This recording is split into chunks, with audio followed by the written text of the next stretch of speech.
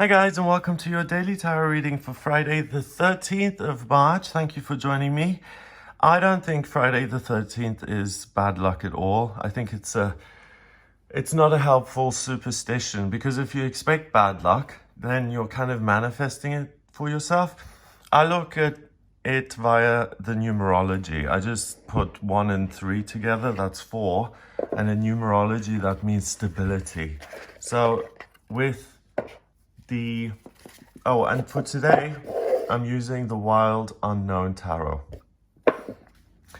So when it comes to looking at Friday the 13th, if you have any worries about it, just realize that you're stable, you're secure, you're safe, the same way you are on any day. And some superstitions just stick. I mean, it's one of those things, and it's nothing to be ashamed of. I have superstitions, and when they come along, I ask for help with them from my guides and angels and all sorts of things. So if Friday the 13th is a thing for you, then first of all, just realize that you're safe and secure, okay? So let's see what the cards want to say. We've got the Son of Pentacles, the Four of Cups, and Temperance in reverse.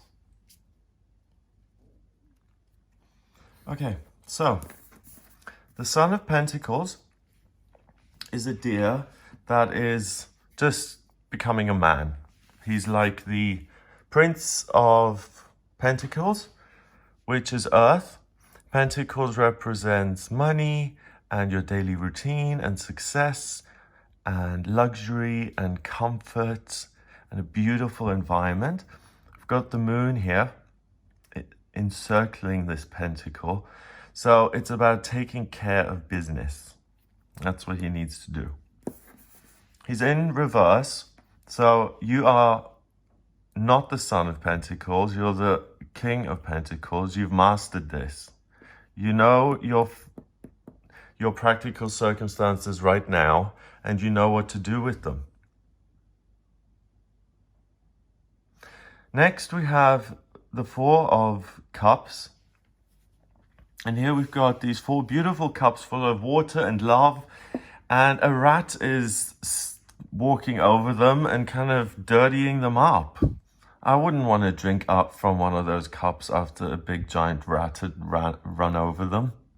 We've got the black moon here, emanating this dark kind of light in which rats come out and feel comfortable. So there's some sort of underlying unease, feeling of,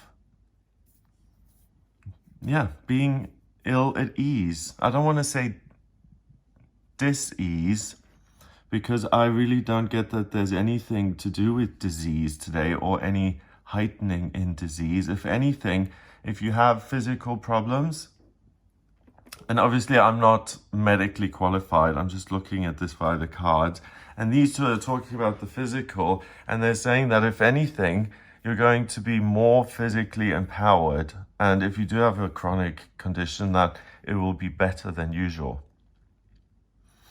The inner turmoil and that inner sense of, oh, something is wrong here, I don't like this. You're kind of forced to do something. And the next card is Temperance. And the Temperance is a stork who is crying tears into a flame and creating balance. Water and fire, balance so the flame doesn't get out of control, and fire so that the crane, the stork, doesn't drown in his own tears. So it's balance. That's in reverse. So there isn't really any balance today. It's either I'm all practical, I'm all physical, I am doing the things that I have set into motion, I am taking this practical step, then I'm making those phone calls, then I'm filling in these forms, then I'm doing. I am working either with career, work, I'm making my daily routine full of work, or I am managing my daily routine so that it works for me.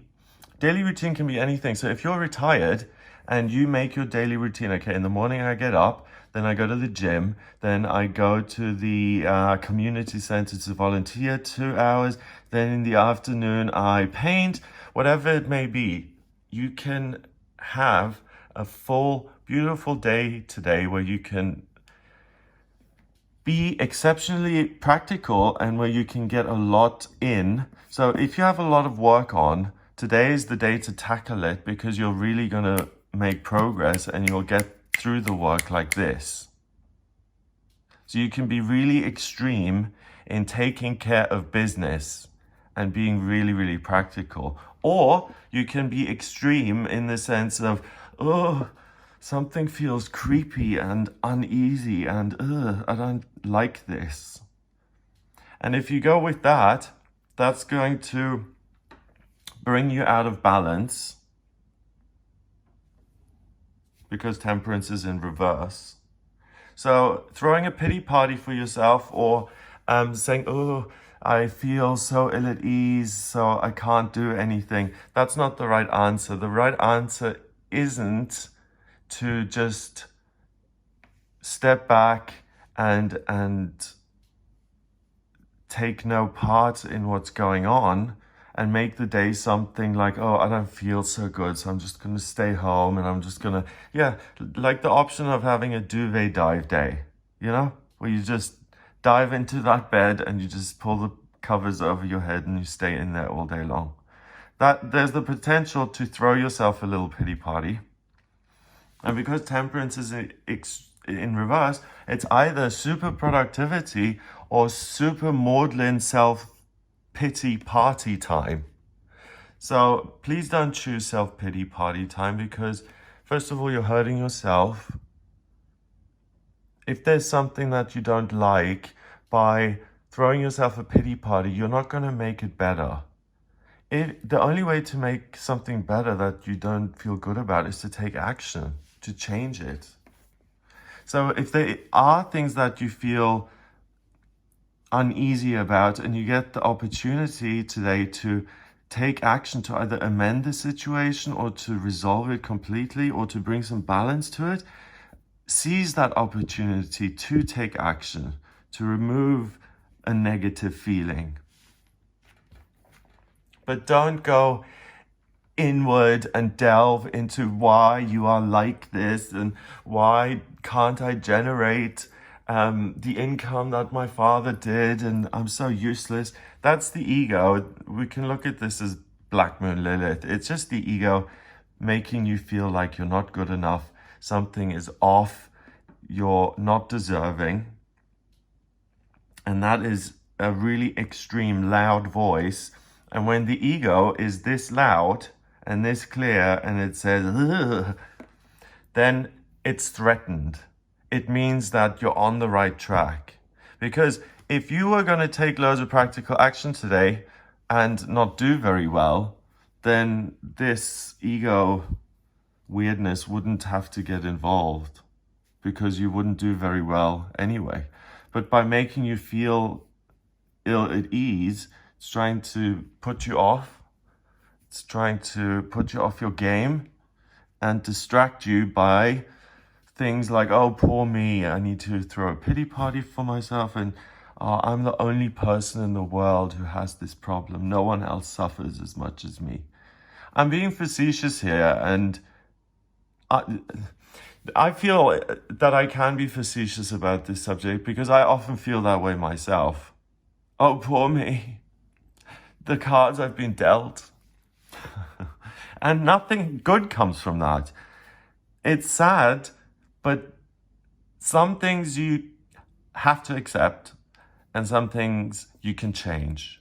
And it's important to realize which one is which. That's why you have the serenity prayer. God, grant me the serenity to accept the things I cannot change, the courage to change the things I can, and the wisdom to know the difference. So for instance, I wanted to change the way I looked, and I wanted to get rid of my glasses. So I had laser eye surgery to get rid of the glasses, and that worked. And that was the best money I ever spent. And I took the action based on a negative feeling. I didn't like the glasses. I didn't like the way I looked with them. So I, took the action, and it brought balance into my life. Initially, it was unpleasant. I couldn't see for a day, but then it was hunky-dory. So that's what this is. Turn the negative into a positive by taking practical action. Don't try and think yourself out of a problem, because you're just going to dig yourself deeper and deeper and deeper. Don't try and think yourself out of some emotion by rationalizing it. You'll just go deeper, deeper, deeper, deeper. The only way to create balance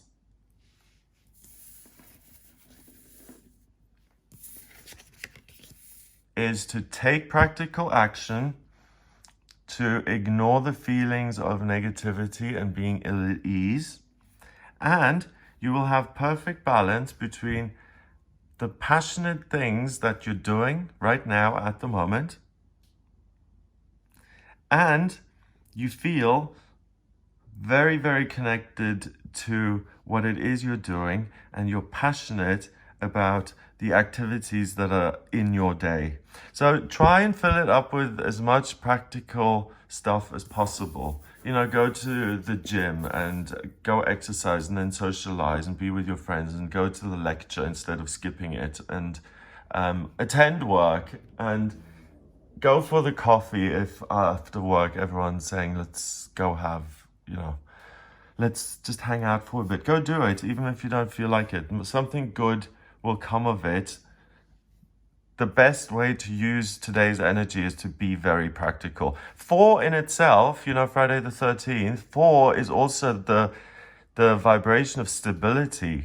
And 4 in astrology is Saturn, the planet of structure, and it's really, really strict. So you can't go wrong today if you take practical action, and that's a really nice guarantee.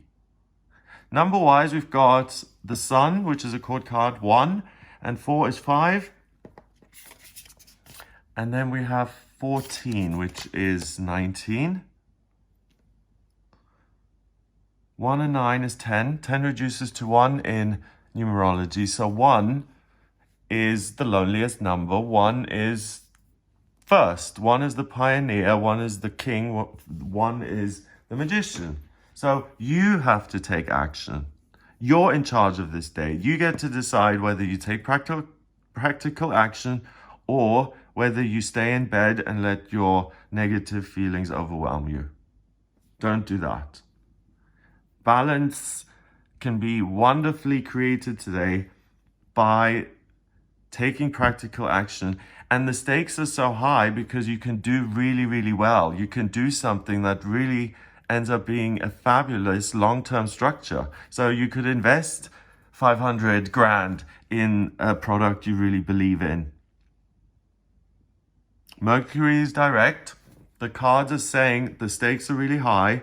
They're only this high when you can really achieve something great. And with Temperance sitting there saying, oh, it's going to create a whole new balance. And in this deck that it has fire and water in there. Fire and water, male and female, yin yang, so they work perfectly together. But they are the feeling elements and the passionate elements. So it's all about bringing this flame into your life. And who doesn't want a flame in their life? Some fire, some passion, some desire. What it stands for life and power and warmth and heat and the ability to do whatever you like. So you decide, have a wonderful day. If you would like some guidance, then please get in touch with me for a personal reading.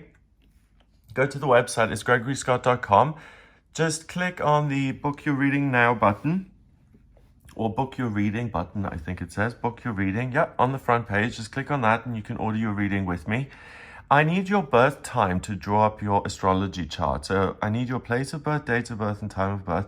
If you don't have the time of birth, please order a chart rectification with me.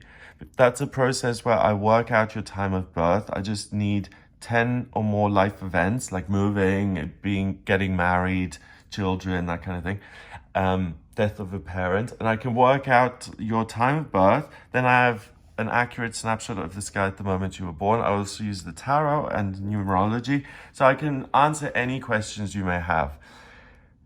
If you're interested in that, then please do get in touch with me. If you like this video, please hit subscribe here on YouTube. And if you really like the video, then please share it online. I would be ever so grateful.